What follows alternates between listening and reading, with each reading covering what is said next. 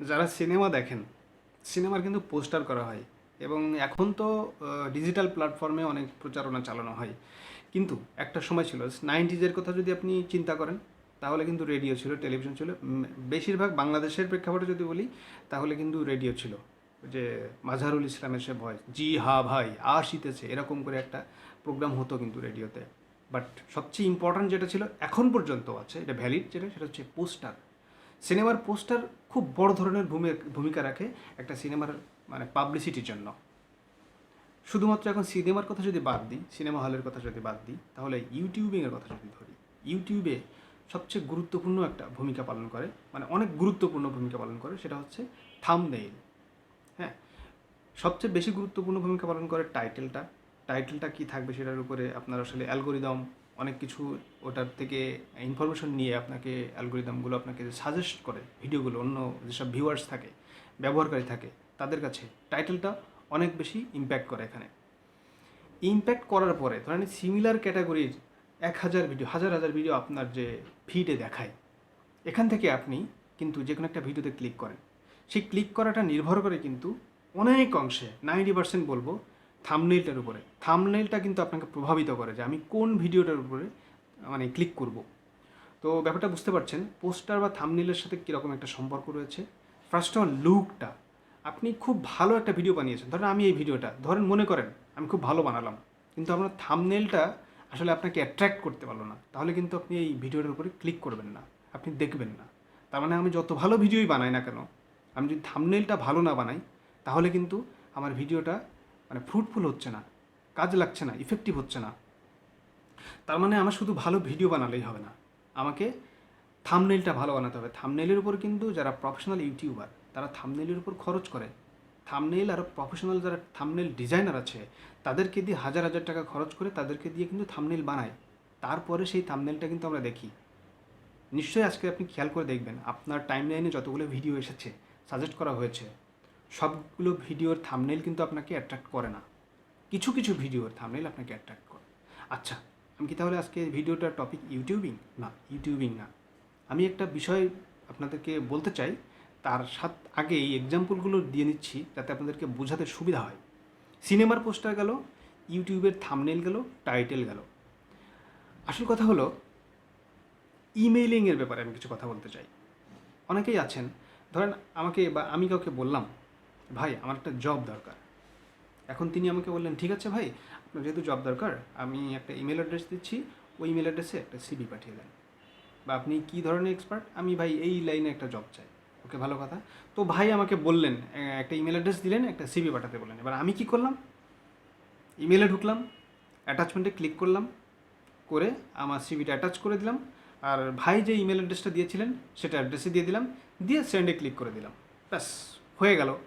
বড় ভাই বলেছেন, একটা ইমেল দিয়েছেন, আমাকে সিভি পাঠাতে বলেছেন, আমি পাঠিয়ে দিলাম, শেষ, আমার কাজ শেষ। বাদ বাকি সব দায়িত্ব বড় ভাইয়ের। কী কী দায়িত্ব বড় ভাইয়ের?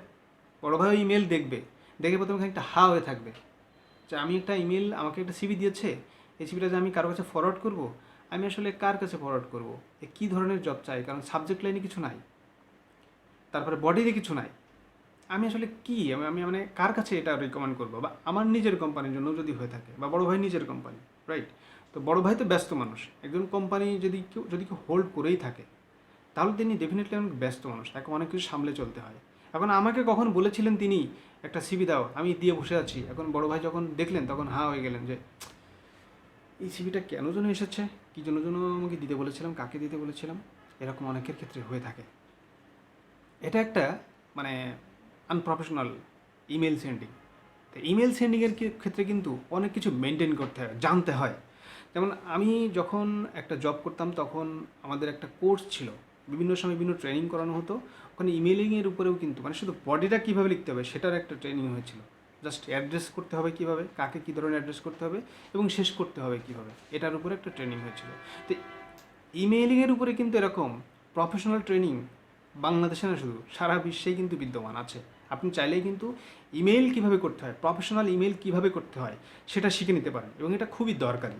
এটা হচ্ছে ফার্স্ট ইমপ্রেশন। আপনি কোনো একটা প্রফেশনাল গেইন করতে যাচ্ছেন, সেটা জব হোক, বিজনেস হোক, আপনার ইমেইলিংটা জানতে হবে। কারণ এই সময় এসে ইমেইল কিন্তু চিঠিও লেখে না, ইমেইল করে। তো প্রপার ইমেলিংটা যদি আপনি না করতে পারেন তাহলে কিন্তু আপনি দেখা যাবে যে 1000 ইমেল করে বসে আছেন, ভাবছেন যে আমি হাজারখানেক ইমেল করে ফেলেছি, এখান থেকে আমার একটা ফিডব্যাক আসবেই, দেখা গেল জিরো। আসে না অনেক সময়, ইট হ্যাপেন্স। তো আমি কিছু বিষয় আমি আপনাদের সাথে শেয়ার করি এখন, যে ইমেলের ক্ষেত্রে টাইটেলটা, ওই যে ইউটিউবিংয়ের টাইটেল বলছিলাম না, ইমেলের ক্ষেত্রে সাবজেক্ট লাইনটা খুবই গুরুত্বপূর্ণ। আপনি যদি স্পেসিফিক কোনো পোস্ট মানে সিক করে থাকেন তাহলে কিন্তু ওখানে লিখতে হবে। যেমন আপনি লিখতে পারেন যে অ্যাকাউন্টস অফিসার বা administrative officer, what ever it is. আপনার যে পোস্টটা যদি জানা থাকে যে আপনি কোন পোস্টের জন্য অ্যাপ্লাই করছেন, ডেফিনেটলি আপনি সাবজেক্ট লাইনে ওটা লিখবেন। বেশি কিছু লেখার দরকার নেই, শুধু ওইটুকু লিখলেই চলবে যে administrative officer, junior officer, junior executive officer, যে পোস্টটা সেই পোস্টটা ওইটুকু লিখে দিলেই হবে, কোনো গরু রচনা লেখার দরকার নেই, জাস্ট ওইটুকু।